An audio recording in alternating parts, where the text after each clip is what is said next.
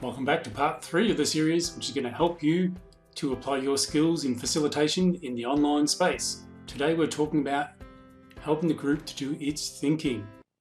Welcome back. Great to be with you again. Missed you guys so much. Probably not as much as you're not missing me. So let's get back into this space of bringing our normal face-to-face facilitation practices back into that virtual space. And we mentioned right from the get-go, a good model for that is Sam Kaner's role of facilitator, where we tap into the diversity of the group, help them to do their thinking, and make sure we deliver on outcomes, which sometimes leaves us with a bit of tension. Oh my God, how's this all going to work? Well, let's talk about today in terms of how it's all going to work by helping to do their thinking, which may sort of calm the farm a bit. So I'll talk this from a couple of perspectives, from helping them with their pre-work, as well as what we can do in the actual space.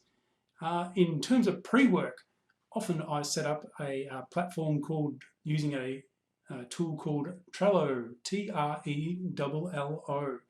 Google that, you'll find it, the magic of the online space.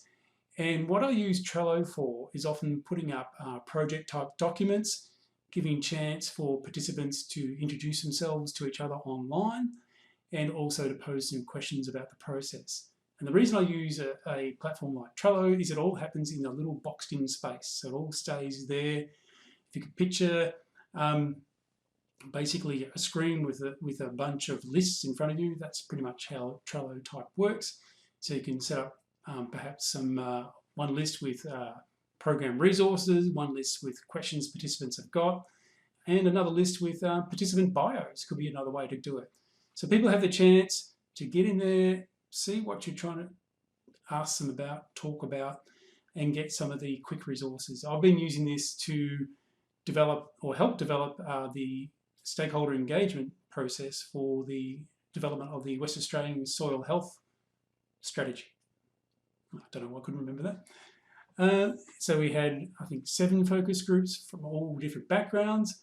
We got all participants to get onto that Trello model, so they could get hold of each of the workshop reports, so they could see what each other was talking about after their workshops or before their workshops. They could introduce themselves should they want to, and they could also actually bring their own resources into the process. So we had some people bringing in some background information about the role of carbon and things like that, which is really valuable, which means that A, I wasn't having to do the work, which I love, but B, it meant we're getting a whole spectrum of different resources there, which was great in terms of tapping back into diversity as well. So that's one tool. There's another one out there called Slack as well, and Slack's good because it's probably more phone-based. Here we go, example of phone. I'm sure you've not seen one of those before. So it's really good for if people are on the go to be able to access info via their mobile device, as they're sometimes called. Another way that I'm a fan of helping people to do their thinking is using breakout groups. This works really well in Zoom. Note to Microsoft, hurry up with your breakout rooms. Come on, go, go, go. This is a priority because it's all about me. It's something I want. Breakout rooms are fantastic to have your smaller groups, similar as you would do as in a normal facilitation space. And the golden rule for that, in my humble opinion, and this comes from my colleague and friend Ruth McGowan. How you doing, Ruth? Who suggested that the golden rule for breakout rooms should be the 4+7 rule. 4+7, which means 4 participants, 7 minutes. Think about that.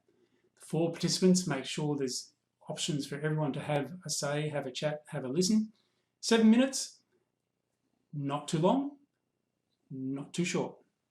And you'd be surprised, that's in the breakout rooms, that's where a lot of energy goes, because people are sometimes coming into a facilitation process, have been sitting there waiting for something to say, but not having the chance to do it. So breakout rooms is going to be lots of energy, lots of things happening. So you're really going to have to make sure people are clear that at least they get the chance to say one thing each in that 7 minutes. The other thing with breakout rooms is making sure there's clear instructions. So if you're using a tool like Zoom, you can pop up instructions on a slide using the screen share.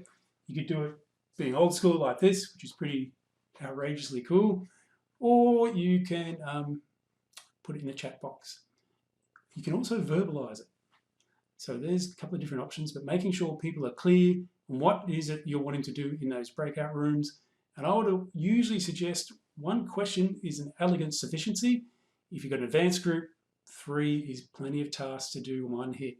Going beyond that, ooh, not going to work. A couple of other things is some silent moments to do thinking. Who would have thought? I mentioned earlier that I started off as a shiny object guy, wanting energy, fun, excitement all the time. Taking things out, less content, slowing things down, less process can be really valuable to help people to do the cognitive stuff, because there's a lot going on in that online environment as it is. And this is a big thanks to Viv McWaters, Johnny Moore and Lee Ryan. I've been doing some training with those guys, and they're really a big fan of those silent moments. So giving people the chance to, here we go, looking, to take out this old tool. I'm not sure if you heard it, the pen and paper, writing down some notes, taking some silent time just to write down their ideas, thoughts, and thinking about what you're suggesting. I would also strongly suggest during this time, don't play friggin' music. Hear that again, don't play friggin' music. Friggin' music is all one word, so that's a 3-word acronym. It's distracting. And for the people who are strongly of the auditory thinking, it's gonna drive them nuts. Because it's just another noise. And what we're trying to do is create a space where they're not distracted. So if you think it's fun, if it's groovy, and you really like it, cut it. This isn't about you for once. I know a lot of things are about me, but I would suggest silent moments are just that. Ditch the music. Go out later if you want to hear music. Another one that comes from the work of Viv, Johnny and Lee is suggesting to give people some thinking time by turning off their cameras is one opportunity, or even covering up their cameras. And here I am, beautifully prepared for this moment. You can just cover up their cameras using this. Look at that. You've got 30 seconds devoid of bereft of me. How good is that? So, back. And the other option there is the Andrew patented 50% rule.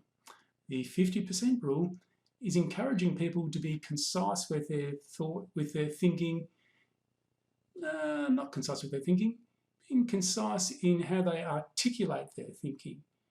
So if you usually take a long time to verbalize, if you want to provide all the detail, online's not the space to be doing that because we're distracted. It's an intense environment. It's tough.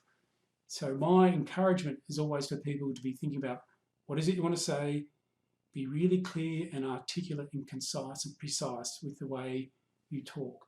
That's going to help everyone else. It sounds cruel, it sounds tough. That's the kind of guy I am. So they're my suggestions for helping people to do their thinking. Coming up next, we're going to be talking about outcomes, and then we are done. See you next time. There you have it, some good tips on helping the group to do its thinking. Coming up next is helping a group to deliver outcomes in the online space. See you soon.